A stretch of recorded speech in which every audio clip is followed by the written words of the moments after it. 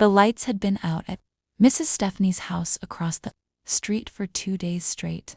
Sipping hot cocoa in my kitchen, I stared anxiously at her dark, snow-covered windows, my mind racing. Did her kids take her into the city? Or did something happen? It's weird, Tommy muttered, shrugging his shoulders as he laced up his boots in the hallway. I hasn't seen a single car pull into her driveway. And who's feeding her cats? Do you think she asked someone to watch the house? I gave him a helpless shrug and set my mug down. To be fair, Mrs. Stephanie didn't have the best reputation in our neighborhood. She wasn't a bad person. She was just incredibly talkative, a bit nosy, and deeply lonely. The younger neighbors usually lacked the patience for elderly ladies like her. They'd avoid her at all costs if they saw her standing by her front gate. They'd immediately cross the street just to avoid getting sucked into a conversation.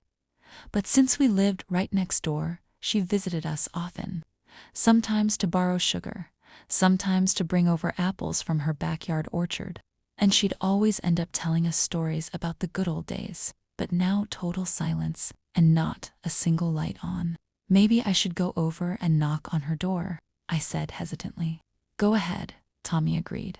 Do a quick welfare check, just in case. Once his car disappeared around the bend, I slipped into my winter boots, grabbed my keys, and headed out. The snow had been falling for 3 days straight, weighing down the tree branches and making the freezing gray morning look even more depressing. Mrs. Stephanie's front gate barely budged. The snow was knee-deep. Mrs. Stephanie. I banged on the weathered front door. Silence. Mrs. Stephanie, it's me, Darcy. The mudroom was so freezing that my breath turned into thick plumes of vapor. When I stepped inside the main house, the heavy scent of church incense hit my nose. Who's there? A raspy voice called out. Darcy, is that you? Yes, it's me. Why are you sitting here in the pitch dark? I walked around the corner and found her. She was huddled on an old kitchen stool, wrapped tightly in a faux fur vest. On a shaky nightstand next to her, a few church candles flickered. Beside them lay a stack of yellowed papers, likely old letters from her son. Oh, it's nothing, dear, the old woman said, looking flustered. Go on home, everything is just fine. How is it fine when you're literally freezing in here? Cried out. Why haven't you turned on the lights? I flipped the wall switch, but the bulb didn't even flicker. Is the power out? Well, you could say that. She sighed. I didn't have enough to cover the utility bill this month. What do you mean you didn't have enough? Oh well, my Peter wrote to me. He said his girlfriend just gave birth to a little girl. I raised my eyebrows. Mrs. Stephanie's son was notorious for his string of girlfriends, and, well, he asked for some financial help. I couldn't just leave them stranded. Everything is so expensive in the city, and the poor boy is still out of work. So you sent him every last dime. You didn't even keep enough for heating. You're going to freeze to death in here. Oh, honey. How can a mother refuse to help her own son? And does he even know you're sitting here with no electricity and no heat? I couldn't help but snap. He knows. But I told him not to worry about me. I just sit here and read his old deployment letters from the army. They keep my heart warm. What have you been eating? I asked, glancing around her bare kitchen. Oh, I have food, she said, her face lighting up. The mail carrier brought me a cheese Danish yesterday. I reached over and touched the pastry sitting on the counter.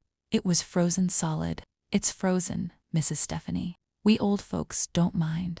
You go on home now, Darcy. Tommy is probably back. I'll manage.